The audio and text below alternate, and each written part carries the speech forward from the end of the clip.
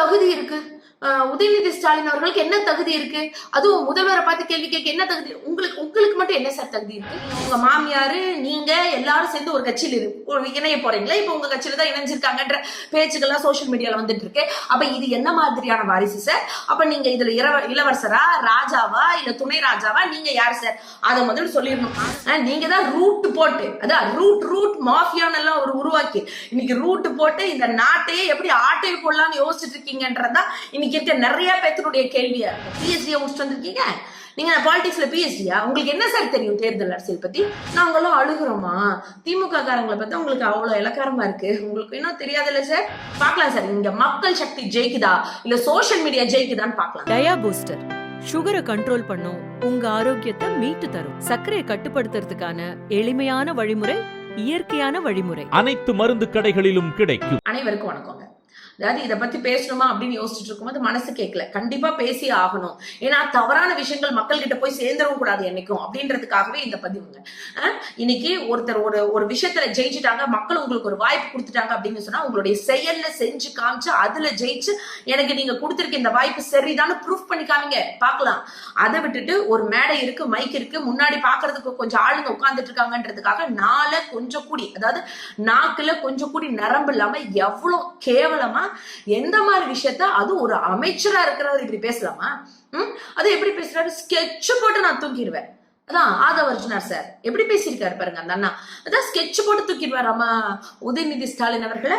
அதுவும் உங்க அப்பாவுக்கு தான் நாங்க ஸ்கெட்ச் போட்டோம். என்ன பேச்சு? உங்க அப்பாவுக்கு தான் ஸ்கெட்ச் போட்டோன்னு இப்படிதான் நீங்க பேசுவீங்களா? அவரை ஸ்கெட்ச் போட்டு கான்சென்ட்ரேட் பண்றதுல இருந்தோம், அதனால உங்களை விட்டுட்டோம். அப்ப நீங்க ஸ்கெட்ச் போடுறதுன்னா என்ன அர்த்தம் தெரியுமா? ஏதோ ஒரு தப்பு செய்யறவங்க, இல்ல ஏதாச்சும் ஒரு கடத்தல் பண்றவங்க, இல்ல வேற மாதிரி ஏதாச்சும் ஒண்ணு பண்றவங்க தான் ஸ்கெட்ச் போடுறத தூக்குவாங்க. மக்கள் கிட்ட வந்து நின்று மக்கள் மூலியமா ஜெயிக்கிறவங்க யாரும் இந்த மாதிரி ஒரு வார்த்தையை பயன்படுத்தவே மாட்டாங்க. ஃபர்ஸ்ட் ஆஃப் ஆல், அப்ப எனக்கு இங்கேயே டவுட் இருக்கு. நீங்க கொளத்தூர்ல தலைவரை தோக்கடிச்சது வேற ஏதோ பிளான் பண்ணி பின்னாடி வேலை செஞ்சுதான் ஜெயிக்க வச்சிங்களோ? மக்கள் உங்க கூட துணையா? ஏன்னா நீங்க போய் சொன்னீங்கன்னா ஸ்கெட்ச் போட்டுதான் ஒருத்தனை தூக்கணும்னு சொன்னீங்கன்னா எந்த மக்களும் வந்து துணையில நிக்க மாட்டாங்க. அப்ப நீங்க அந்த மாதிரி ஒரு தோரணையில பேசுறீங்கன்னா நீங்க வேற ஏதோ பின்னாடி பண்ணிருக்கீங்க. இது ஒண்ணு. இன்னொன்னு, என்ன தகுதி இருக்கு உதயநிதி ஸ்டாலின் அவர்களுக்கு? என்ன தகுதி இருக்கு? அதுவும் முதல்வரை பார்த்து கேள்வி கேட்க என்ன தகுதி? உங்களுக்கு மட்டும் என்ன சார் தகுதி இருக்கு? ஏன்னா இந்த தகுதியை பத்தி எல்லாம் பேசினா உட்காந்து பேசிடுவோமா? உங்களோட தகுதி என்ன? நீங்க இன்னைக்கு எப்படி உள்ள அரசியலுக்குள்ள வந்தீங்க? அப்ப 2021 வந்து இதே திமுகவுக்காக தான் நீங்க வேலை செஞ்சீங்க. அப்ப எந்த தகுதியை பார்த்துட்டு வந்து நீங்க வேலை செஞ்சீங்க? அப்ப உங்களுக்கு என்ன நிலைப்பாடு இருந்துச்சு? அதுக்கப்புறம் அண்ணன் திருமாவளவன் அவர்கிட்ட போய் அவர் கட்சியில இருக்கக்கூடிய பிரச்சனையெல்லாம் ஏதோ பண்ணீங்க. அதுக்கப்புறம் திரும்ப வந்து ஒரு கட்சியை ஆரம்பிச்சு பண்றீங்க. இது போக உங்க குடும்பத்திலேயே இன்னைக்கு உங்க மாமியார் அரசியல்ல வந்திருக்காங்க. அவங்க ஒரு கட்சியில போய் சேர்ந்து அந்த கட்சியின் மூலமாக அந்த கட்சி சின்னத்தை வச்சு ஜெயிச்சு இன்னைக்கு அங்க இருக்கக்கூடிய நிறைய எம்எல்ஏ கிட்ட பேசி அது ஏதோ இது கொடுக்குறேன் அதை கொடுக்குறேன் அப்படின்னு சொல்லி உங்க கட்சிக்கு நீங்க வர வைக்கிறீங்களாமே. அப்ப இதுதான் உங்க தகுதியா? அப்போ இதெல்லாம் வாரிசு அரசியல்ல வராதா? இளவரசர் அப்படின்னு சொல்றீங்களே, இப்போ நீங்க உங்க மாமியாரு நீங்க எல்லாரும் சேர்ந்து ஒரு கட்சியில இணைய போறீங்களா? இப்ப உங்க கட்சியில தான் இணைஞ்சிருக்காங்கன்ற பேச்சுக்கள்லாம் சோசியல் மீடியால வந்துட்டு இருக்கு. அப்ப இது என்ன மாதிரியான வாரிசு சார்? அப்ப நீங்க இதுல இளவரசரா, ராஜாவா, இல்ல துணை ராஜாவா? நீங்க யாரு சார்? அதை முதல்ல சொல்லிடணும். ஆதவர்ஜுனா சார் அதை வந்து விளக்குறையா சொல்லிடணும். அடுத்த கேள்வி நீங்க என்ன கேட்டீங்க? தகுதி. தகுதி, அதுக்கு மேல சாதனை. என்ன சாதனை நீங்க பண்ணிருக்கீங்க அப்படின்னு சொல்லி. ஒண்ணும் இல்ல, 2021க்கு முன்னாடி ஸ்போர்ட்ஸ் மினிஸ்டரா யார் இருந்தாங்க? பெருசா அவ்வளவு பெரிய இம்பாக்ட் இருந்துச்சான்னு கேட்டா இல்ல. ஆனா 2021ல இருந்து அது கூட இல்ல, 2021 இல்ல, 2023ல இருந்து 26க்குள்ள கிட்டத்தட்ட அந்த 2.5 to 3 வருஷத்துக்குள்ள இன்னைக்கு தமிழ்நாடுன்னு சொன்னா செஸ்ல நம்பர் 1, கேரம் போர்ட்ல number 1, not only in India, all over வேர்ல்டுல இன்னைக்கு திரும்பி பார்க்குற அளவுக்கு தமிழ்நாடு உயர்ந்திருக்கு. ஸ்வஷ் கேம்ல நம்பர் 1ல இருக்கும். பேரா ஒலிம்பிக்ல என்ன தெரியுங்களா? அதாவது மாற்றுத்திறனாளி குழந்தைங்க அவங்க எல்லாம் விளையாட முடியுமா, சரி அவங்க எல்லாம் வளர முடியுமான்னு வீட்டுல யோசிச்சுட்டு இருக்கும்போது அந்த குழந்தைங்க இன்னைக்கு வளர்ந்து, அதுவும் விளையாட்டு மேம்பாட்டுத்துறையின் மூலமாக நிறைய விஷயங்களை அவங்க கத்துக்கிட்டு இன்னைக்கு துளசிங்கிற பொண்ணு மிகப்பெரிய அளவுல சாதனை பண்ணிட்டு வந்திருக்காங்க. அதை தாண்டி ஜெர்லின்ற அந்த பொண்ணு சார், அந்த பொண்ணுக்கு 2 காது கேட்காது சார், ஆனா அந்த குழந்தை இன்னைக்கு 3 கோல்டு மெடல் அடிச்சுட்டு வந்திருக்கிறாங்க. இதெல்லாம் யாரு சாதனை பண்ணி கொடுத்தா? யாரு செஞ்சான்னு சொல்லி சொல்லுங்க. இன்னைக்கு ஃபார்ம் 4 நடத்தி காமிச்சிருக்கோம். அதை தாண்டி இன்னைக்கு நேஷனல் இன்டர்நேஷனல் ஒலிம்பிக் கேம்ஸ் கூட தமிழ்நாட்டுல நடக்கிற அளவுக்கு இவ்வளவு விஷயத்தை சாதிச்சது ஸ்போர்ட்ஸ் மினிஸ்டரா இருந்த அண்ணன் உதயநிதி ஸ்டாலின் அவர்கள். இந்தியாவுடைய ஸ்போர்ட்ஸ் கேபிட்டலே தமிழ்நாடு தான் சொல்லக்கூடிய அளவுக்கு இன்னைக்கு தமிழ்நாடு ஸ்போர்ட்ஸ் ஹப்பா மாத்தி விளையாட்டுல சாதிக்கணும்னு நினைச்ச ஒவ்வொரு இளைஞர்களுக்கும் நம்பிக்கை ஊட்டி அவர்களை உயர்த்தியதற்கு பெரும் உறுதுணையாக இருந்தவரும் அண்ணன் உதயநிதி ஸ்டாலின் அவர்கள் தான். இதுக்கு மேல என்ன டைலாக், எப்ப பார்த்தாலும் ஒரு டைலாக். ரோட்ல இருந்து வந்தோம், நீங்க என்ன மகுடத்துல இருந்து வந்திருக்கீங்க, யாருக்கிட்ட இந்த கதையெல்லாம் வர்றீங்க? நீங்க என்ன ரோட்லயா சார் இருக்கீங்க? நீங்க தான் ரூட் போட்டு, அதான் ரூட் மாஃபியான்னு எல்லாம் ஒரு உருவாக்கி இன்னைக்கு ரூட் போட்டு இந்த நாட்டையே எப்படி ஆட்டையை போடலாம்னு யோசிச்சுட்டு இருக்கீங்கன்றதா இன்னைக்கு இருக்க நிறைய பேருடைய கேள்வியா இருக்கு. எவ்வளவு மோசமா நீங்க பேசிருக்கீங்க, எவ்வளவு தெரியுமா கஷ்டமா இருக்கு. உண்மையா சொல்றேன், ஆதவ் அர்ஜுனா சார் பேசுனதெல்லாம் விஜய் சாருக்கே தெரியுமா இல்லையான்னு தெரியல. ஒருவேளை அவரு கூட இதை ஏத்து பாருன்னு என்னால சொல்ல முடியல. ஏன்னா ஒரு நல்ல ஒரு மாண்புள்ள ஒரு நடிகரா தான் அவரையுமே நாங்க பார்த்திருக்கோம். இன்னைக்கு ஒரு முதலமைச்சராக கூட உட்கார்ந்துருக்காரு. ஆனா அவர் பேசுற மாதிரி தான் சட்டசபையில அவர் பேசியிருப்பாரு, விஜய் சார் எந்திரிச்சு பேசியிருப்பாரு, சிஎம் சார். அதை விட்டுட்டு இவர் சொல்றாரு வந்துட்டு அப்படியே வந்து அண்ணன் கூட என்ன அமைதியா தான் உட்கார சொன்னாரு. இல்லைன்னா நான் பயங்கரமா எந்திரிச்சு அந்த தேர்தல் அரசியலை பத்தி எல்லாம் எங்க கிட்ட பேசுறீங்களா? நான் தான் ஃபர்ஸ்ட் கேட்டேன், பிஹெச்டியா முடிச்சுட்டு வந்திருக்கீங்க நீங்க, பாலிடிக்ஸ்ல பிஹெச்டியா? உங்களுக்கு என்ன சார் தெரியும் தேர்தல் அரசியல் பத்தி? உங்களுக்கு வந்து மாசா சோசியல் மீடியால எப்படி எல்லாத்தையும் இன்ஃபுளுன்ஸ் பண்ணலாம், இன்னைக்கு இருக்கக்கூடிய இளைஞர்களை எப்படி தன்னுடைய வசப்படுத்தலாம், எப்படி ரீல்ஸ்ல போட்டு எப்படி அவங்களை எல்லாம் தன்னோட கஸ்டடி கொண்டு வரலாம், அதைத்தானே பண்ணிட்டு இருந்தீங்க.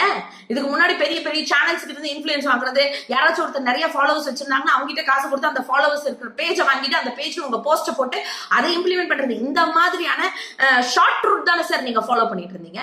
உங்களுக்கு என்ன சார் தெரியும் தேர்தல் அரசியல் பத்தி? சரி, அப்படியே சிஎம் சார் சரின்னு சொல்றாரு, நீங்க எந்திரிச்சு பேசியிருந்தா என்ன பேசியிருப்பீங்க? அதை சொல்லுங்க. தேர்தல் அரசியல் பத்தி உங்களுக்கு என்ன தெரியும், என்ன பேசியிருப்பீங்க சார்? உண்மையா வலிக்குது. நீங்க எல்லாம் ஒரு இடத்துக்கு போயிட்டீங்கன்னா அந்த துறைக்கான வேலைகளை செய்யணும். அதை விட்டுட்டு அங்கேயும் வந்துட்டு நான் ஸ்கெட்ச் போட்டிருப்பேன், நான் தூக்கி இருப்பேன், நான் உங்களுக்கு என்ன தகுதி இருக்கு சார்? இங்க எல்லாருமே தமிழ்நாட்டுல இருக்கக்கூடிய ஒரு குடிமகன்களுக்கும் ஒரு உரிமை இருக்கு, சரிங்களா? அவங்களுக்கு ஓட்டு போற உரிமை எப்படி இருக்கோ அதே மாதிரி ஓட்டு போட்டு உங்களை எல்லாம் நாங்க தான் உட்கார வச்சிருக்கோம். கேள்வி கேட்கறதுக்கான உரிமை எங்களுக்கு இருக்கு. அதை தாண்டி சிஎம் அவர்களுக்கு என்ன உரிமை இருக்கோ அதுக்கு ஈக்குவலான உரிமை எதிர்கட்சி தலைவருக்கு இருக்கு.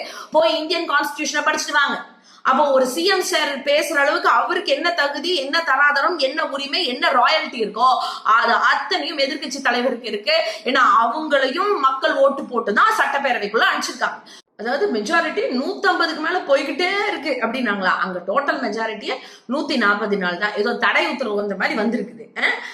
இதையும் நான் கிண்டல் பண்ணணும்னு சொல்ல, நீங்க சொன்னதுக்காக நான் சொல்றேன். உங்களுக்கு ஆதரவு கிடைக்குது, நீங்க பாட்டுக்கு மக்கள் பணியை செய்யுங்க, நீங்க தான் எப்படி இருந்தாலும் ஜெயிக்க போறீங்க, பரவாயில்ல உங்களுக்கு ஆதரவு கிடைக்கட்டும் அப்படின்னு சொல்லிட்டு தானே எதிர்கட்சி தலைவர் வெளியே போனாரு. ஏன் இதையெல்லாம் யாரும் சொல்லல? நீங்க நல்லா ஆட்சி பண்ணுங்க, உங்களுக்கு மக்கள் ஆதரவு இருக்கட்டும், எங்களோட கூட்டணி கட்சிகளும் சேர்ந்து உங்களுக்கு ஆதரவு கொடுக்கட்டும்னு எவ்வளவு ஒரு என்ன சொல்றது, ஒரு மாண்போட பேசிட்டு உதயநிதி ஸ்டாலின் அவர்கள் வெளியே போனாங்க. நீங்க அதுக்கப்புறம் வந்து அதுவும் அங்க பேசாம பரவாயில்ல சிஎம் சார்னாச்சும் எக்ஸ் வலைதளத்துல போட்டார், நீங்க அதுவும் கூட பண்ணாம அங்க வந்து ஒரு மேடையில் நின்றுட்டு இந்த பேச்சு பேசுறீங்க. அதுக்கு மேல என்ன, நாங்களும் அழுகுறோமா? திமுக காரங்களை பார்த்தா உங்களுக்கு அவ்வளவு இலக்காரமா இருக்கு, உங்களுக்கு இன்னும் தெரியாதுல்ல சார் திமுக காரன் எப்படி வேலை செய்வான்னு? நாங்க 2 சீட்டு ஜெயிச்சும் நின்றுருக்கோம் இல்ல, எங்க கூட இருந்தவங்களே எங்களை விட்டு போகும்போதும் மீண்டும் ஆட்சியை பிடிச்ச வரலாறு திராவிட முன்னேற்ற கழகத்துக்கு இருக்கு, சரிங்களா? மக்கள் அவ்வளவு சீக்கிரம் எங்களை எல்லாம் மறக்கவும் மாட்டாங்க. அந்த அளவுக்கு மக்களுக்குமான எங்களுக்குமான அந்த உறவு நீடிச்சுட்டு தான் இருக்கு. நாங்க இன்னைக்கு போய் திமுக காரனை நீங்க எவ்வளவு அடிக்க, திரும்ப போய் நாங்க மக்கள் கிட்ட தான் நிற்போம். எங்களை பார்த்துக்கோங்க, நாங்க உங்ககிட்ட தான் வருவோம்னு மக்களுக்காக அத்தனை நல்ல வேலைகளையும் செய்வோம். பார்க்கலாம் சார், இங்க மக்கள் சக்தி ஜெயிக்குதா இல்ல சோசியல் மீடியா ஜெயிக்குதான்னு பார்க்கலாம் சார். அது ஒரு பக்கம் இருக்கட்டும். இன்னொரு விஷயம் நீங்க பேசுனீங்க பாருங்க, என்னால தாங்கவே முடியல. அதாவது உதயநிதி ஸ்டாலின் அவர்களுக்கு என்ன முதலமைச்சருடைய அந்த பேர், அதாவது எம்.கே. ஸ்டாலின் சாரோட பேரும் கலைஞர் அவர்களுடைய பேரும் இருந்தனால மட்டும்தான் அவர் ஜெயிச்சாராம். அதையெல்லாம் தூக்கி போட்டுட்டு வந்து நின்னா அங்க ஜெயிக்க முடியாதான். அப்படியா? சரி, நீங்க மிஸ்டர் ஆதவ் அர்ஜுனா என்கின்ற நீங்கள் யாருடைய தயவுல ஜெயிச்சீங்க? நீங்க இது என்ன உங்களுக்கு வந்த ஓட்டா? எல்லாமே விஜய் சாருக்கும் விசில் சின்னத்துக்கும் தான் வந்த ஓட்டு. தனியா போய் நீங்க ஃபர்ஸ்ட் நில்லுங்களேன். நீங்க வேணா அப்படி வச்சுப்போம், அப்படி ஒரு காம்படிஷன் தான் வைங்க சார், பாத்துக்கலாம் சார். ஆதவ் அர்ஜுனா சார் தனியா நிக்கிறார். எந்த விதமான அதாவது என்ன சொல்றது, விஜய் சாரோட பின்புலம் எல்லாமே விசில் சின்னம் எல்லாமே நீங்க நிக்கணும். அதே மாதிரி எங்க அண்ணன் உதயநிதி ஸ்டாலின், அண்ணன் உதயநிதி ஸ்டாலின் வேண்டியதில்லை, அங்க ஒரு திமுக காரனே அங்க நிப்பான், சரிங்களா சார், அங்க நிப்பாங்க, திமுக காரங்க நிப்பாங்க, அங்க நின்னாங்கன்னா நீங்க அவங்களை எதிர்த்து நீங்க ஜெயிக்கணும் பார்க்கலாம். இந்த உங்களுக்கு விழுந்த எல்லா ஓட்டுகளும் விஜய் சாரினுடைய ரசிகர்கள், அதை தாண்டி விஜய் சார் மேல இருக்கக்கூடிய ஒரு அன்புல அவங்க மேல வச்சிருந்த ஒரு மாற்றம், இவர் வந்தா மாற்றம் கொடுப்பாருன்ற அந்த எண்ணத்துலதான் உங்களுக்கு ஓட்டு விழுந்துச்சே தவிர மத்தபடி ஆதவர்ஜுனா அவர்களுக்குன்னு எந்த ப்ரையாரிட்டியும் கொடுத்து இங்க யாரும் ஓட்டு போடல. ஃபர்ஸ்ட் நீங்க அதை புரிஞ்சுக்கணும். நீங்க அந்த மாயிலிருந்து வெளியே வரணும்ல. இன்னைக்கும் சொல்றேன் சார், உங்களுக்கு இன்னைக்கு நல்ல வாய்ப்பு மக்கள் கொடுத்திருக்காங்க. காரணவங்களும் இன்னைக்கு எங்களுடைய தலைவரே சொல்லிட்டாங்க, எங்களுடைய இந்த திமுக தோத்ததுக்கு காரணம் நான் தான், தலைவர் நானே இதை பொறுப்பு ஏத்துக்கிறேன்னு சொல்றதுக்கு எவ்வளவு பெரிய மனசு வேணும். அதை சொன்னவர் முத்துவேல் கருணாநிதி ஸ்டாலின்கிற மகத்தான மனிதர் தான். அவர் எங்களுக்கு என்னைக்குமே எங்களுக்கு தலைவர் அவர் தான். எங்களுக்கு என்னைக்குமே எங்களுடைய என்னாலும் முதல்வர் எங்களுடைய MKS ஸ்டாலின் அவர்கள் தான். அதனால அந்த மாற்று கருத்துல இல்லை. எங்க பிரச்சனையை நாங்க பாத்துக்கிறோம்.